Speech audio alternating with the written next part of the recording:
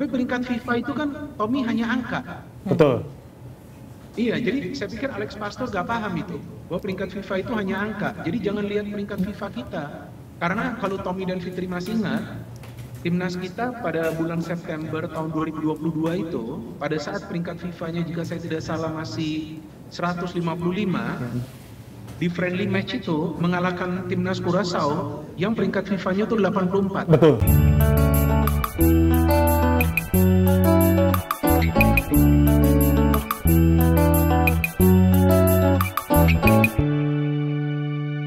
Kita sudah terhubung dengan Bung Binder Singh. Selamat pagi Bung Binder. Halo Bung Binder. Selamat pagi Tommy. Selamat pagi. Selamat pagi Fitri. Terima kasih sudah bergabung bersama Morning Zone. Bung Binder nih kan setelah Patrick Kluivert akhirnya kemarin diselesaikan kerjasama kontraknya oleh PSSI, ini muncul nama-nama baru yang sebenarnya berpotensi ya.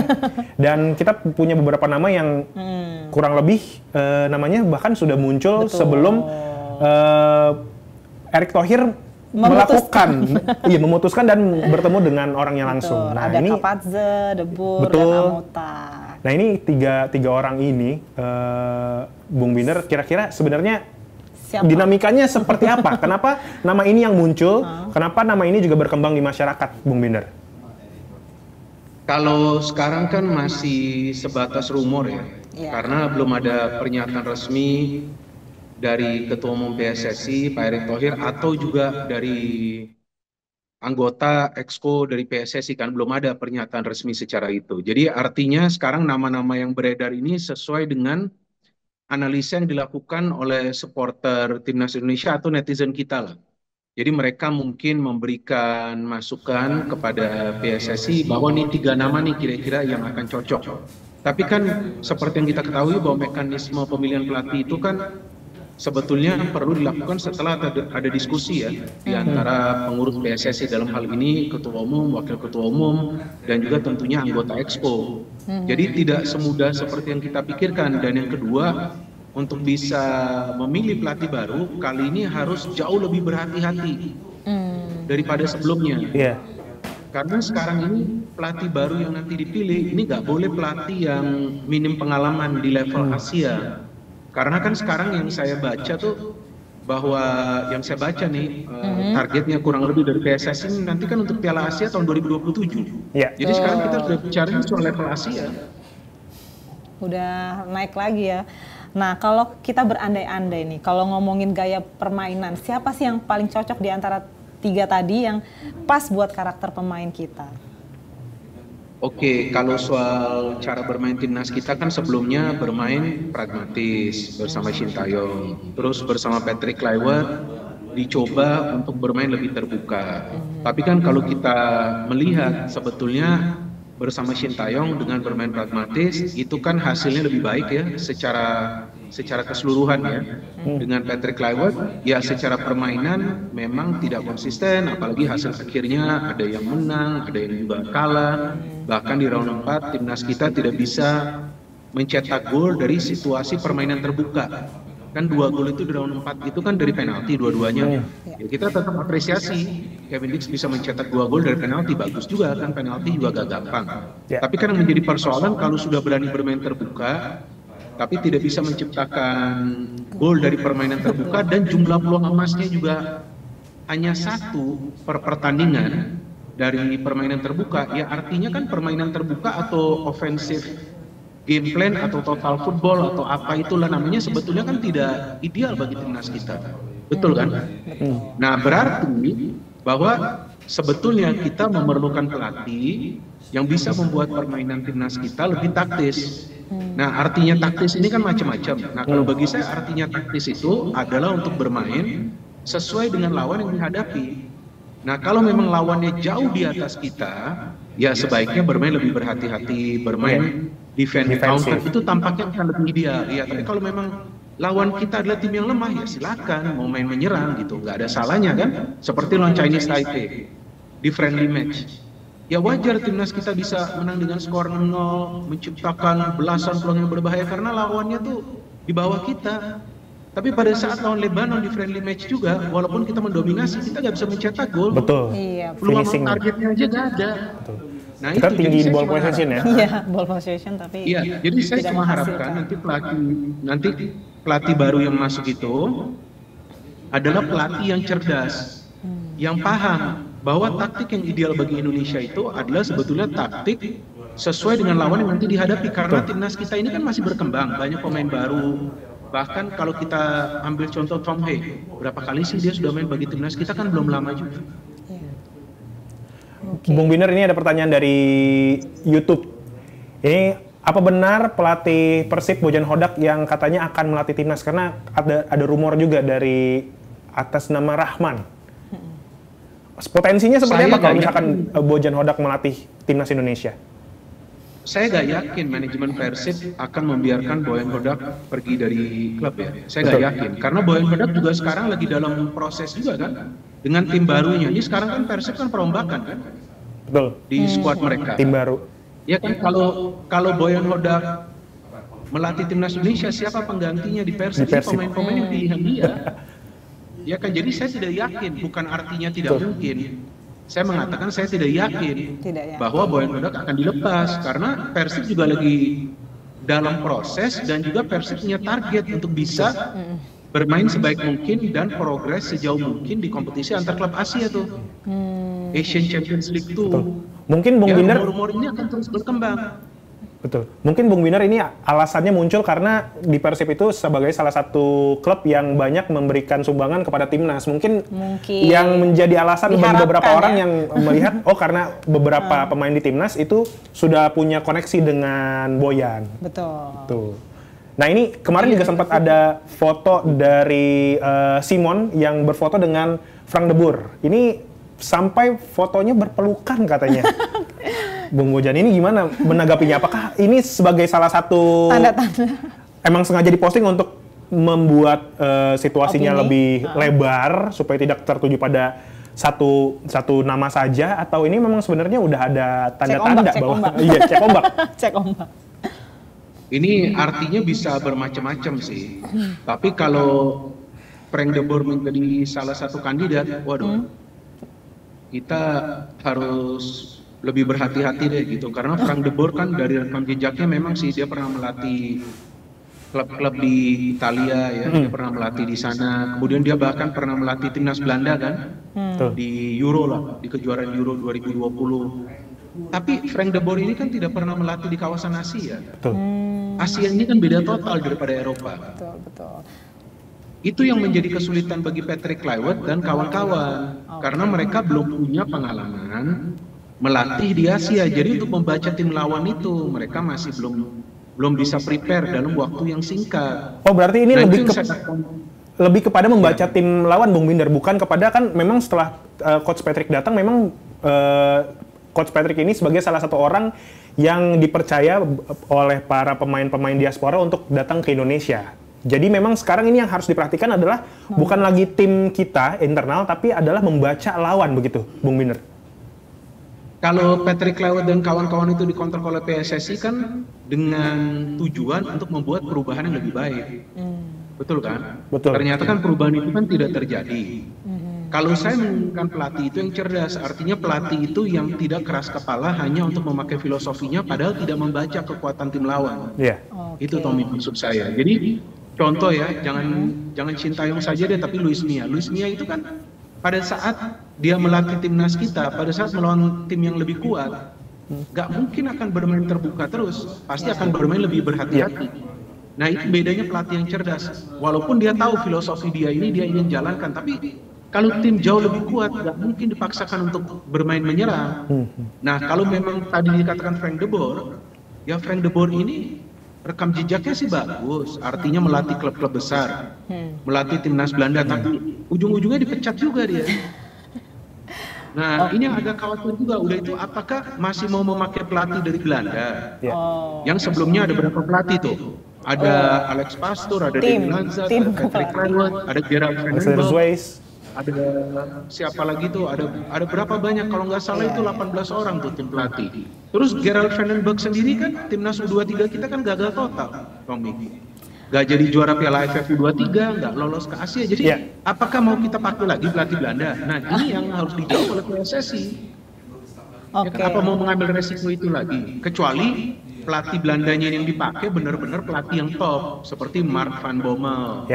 Nah itu oke lah, itu masih oke. Tapi kalau mau pakai semacam Frank de Boer yang bagus sebagai pemain, tapi sebagai pelatih nggak sukses ya, ini sebuah resiko lagi yang nanti diambil. Sama kan kayak Patrick Kluivert kan? Patrick Kluivert kan kita semua tahu dia hebat. Hebat sebagai apa? Sebagai pemain. Sebagai pemain kan, sebagai pelatih kan dia sebenarnya belum bisa memberikan bukti.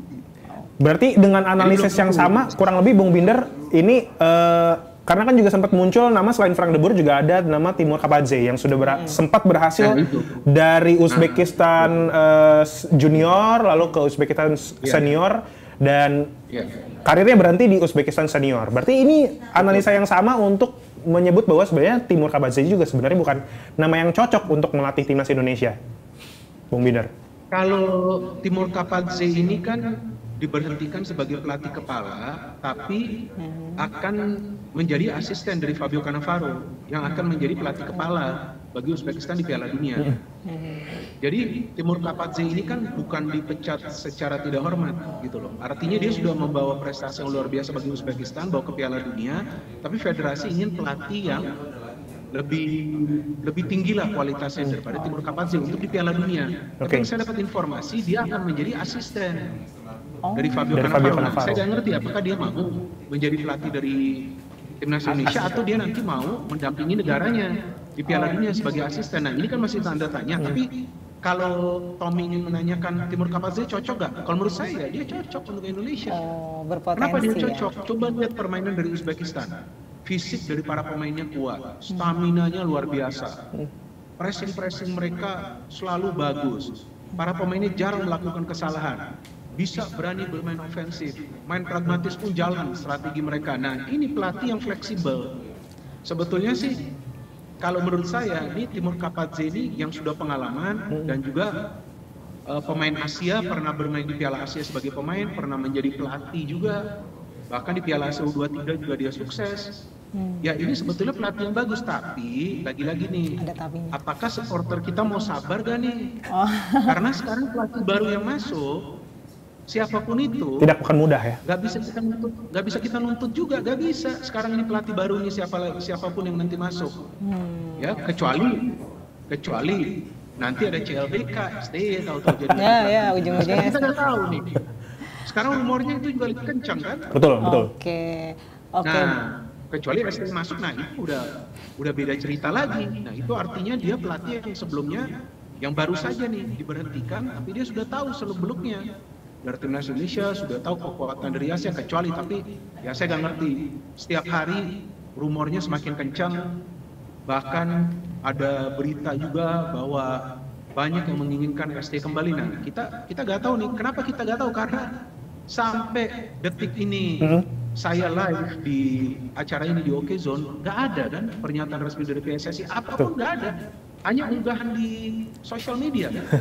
Yang tim kepelatihan diberhentikan artinya penghentian kerjasama. Setelah itu nggak ada preskon. Pada saat STY dipecat ada preskon kan? Betul. Media semua hadir, bahkan ada live di mana-mana di YouTube. Ini kan nggak ada apa-apa. Nah, bagi saya ini masih misteri juga. Apakah ada nanti pelatih baru? Tapi yang lagi Tommy juga harus tahu. Ada kan nanti pelatih baru dari timnas Indonesia? Karena sudah lama ini kita belum mendengar berita lagi. Mungkin nanti caretaker dulu, bisa juga. Tapi yang lagi rame Bung Binder ini kan katanya Erick Thohir dan Sintayong follow-followan lagi nih di Instagram. Ini ada peluang nggak nih? Nah itu benar nggak sih? Itu lagi rame itu sih. Benar nggak sih? Tapi ini bisa dilihat sebagai tanda-tanda nggak? Iya, saya sih tidak tahu ya kebenarannya ya, karena kan saya bukan tipe orang yang akan ngecek seperti itu. Tapi tiba-tiba memang berita ini jadi viral bahwa saling follow lagi. Ya saya nggak ngerti sih mau ngomong apa, karena ya sebelumnya kan Sintayong juga diberhentikan kan secara tiba-tiba, ya kan?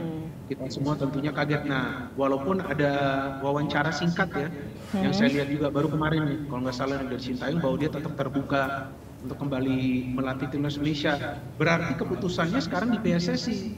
Betul. Fitri mau mau memanggil kembali atau tidak Sintayong, dan targetnya nanti seperti apa, dan clearkan target itu kepada kita. Jangan nanti targetnya abu-abu. Betul. Nah, maunya targetnya seperti apa? Bung Binder ngomongin target, kemarin juga Alex Pastor bilang bahwa Piala Dunia dalam waktu dekat itu tidak mudah bagi Indonesia, itu sesuatu hal yang mustahil. Tapi sebelum menjawab ke sana Bung Binder, kita juga tahu bahwa di November nanti ini waktunya dekat, kita akan ada FIFA Match Day. Betul. Ya. Dan ini kan kita masih ada kosong di posisi kepelatihan. Kira-kira nama mana atau mungkin tiba-tiba nanti Coach Indra Syafri yang akan mengisi, karena ini kan emergency nih hitungannya Bung Binder. Ini tidak mudah dalam waktu dekat untuk mencari pelatih pengganti Patrick Kluivert yang belum pernah menangani timnas Indonesia, dan sepertinya kalau dirasa-rasa ya untuk pelatih yang mungkin sudah membaca lawan dan sudah mengerti timnas Indonesia, ini opini, saya takut ini menjadi opini, tapi ini nama yang mungkin paling cocok untuk FIFA Matchday selanjutnya, mungkin yang akan mengisi adalah Indra Syafri. Bagaimana pendapat dari Bung Binder? Ya, seperti yang tadi saya katakan bahwa kemungkinan akan ada pelatih sementara. Itu feeling saya. Karena saya pikir untuk kali ini PSSI tidak boleh terburu-buru ya, harus berhati-hati cari pelatih baru. Karena kan sebelumnya Sintayong diberhentikan, terus tim kepelatihan asal Belanda ini diberhentikan. Jadi sekarang kalau mau pilih pelatih harus berhati-hatilah. Kalau memang harus bersabar sampai awal tahun depan, ya udahlah, nggak masalah. Karena kan agenda dari timnas nanti kan masih Piala AFF pertengahan tahun depan, masih harus Piala Asia itu masih 2027. Artinya yang sekarang penting kan FIFA Matchday.